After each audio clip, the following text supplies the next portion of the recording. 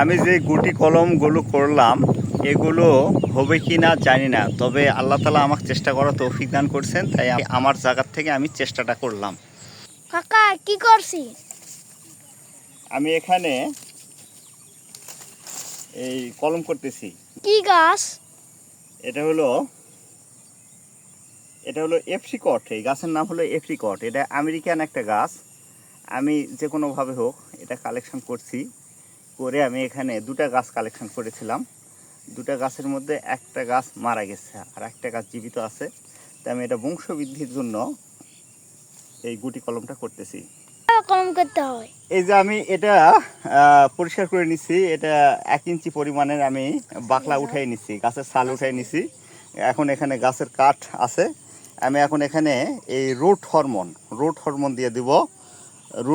Root হরমোনটা দেওয়ার পর, root হরমোনটা সাদা, আমি এটা বাটিতে নিব তোমাকে দেখানোর জন্য, জাস্ট আমি করতেছি। এই রুট হরমোনটা দিয়ে নিলাম। এই রুট হরমোনের কাজ এমন, রুট হরমোন এমন একটা মেডিসিন, এটা এই গাছের দ্রুত শিকড় গজাবে, এমনকি এই রুট হরমোন দেওয়ার কারণে এখানে পচনটা হবে না। এখন এখানে দিয়ে দেবো আমি এই এঁটেল মাটি।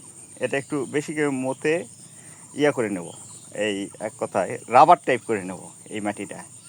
এই যত রাবার করতে পারবো তত এটা রস ধরে বেশি থাকবে, আর রস বেশি ধরে থাকার কারণে এখানে মোটামুটি 1-1.5 মাস সময় লাগে। 1-1.5 মাসের মাথায় এই গাছের শিকড় গজাবে। এই দিলাম।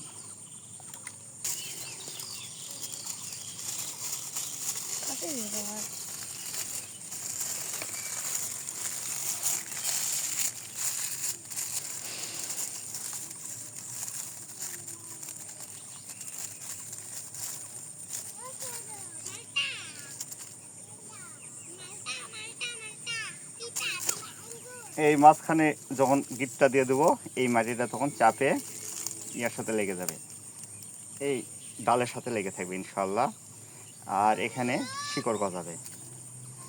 1 মাস পরে আবার একটা ভিডিও নিয়ে আসবো ইনশাল্লাহ। আজ এই পর্যন্ত। সম্ভাব্য ডালগুলো বাছাই করে বাকি ডাল ছাঁটাই করে দেওয়া হয়েছে, এবং যেগুলো ডাল কলম উপযোগী সেগুলোতে 1 থেকে 1.5 ইঞ্চি পরিমাণ বাকল উঠানো হয়েছে, গাছের ছাল উঠানো হয়েছে, এবং কাণ্ডে রুট হরমোনের পাউডার পেস্ট আকারে লাগিয়ে দেওয়া হয়েছে।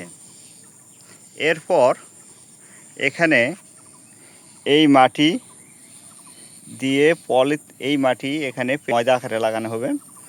ময়দা আকারে লাগানোর পর এই পলিথিন দিয়ে বেঁধে এরকম আকারে রাখবো 1 থেকে 1.5 মাস।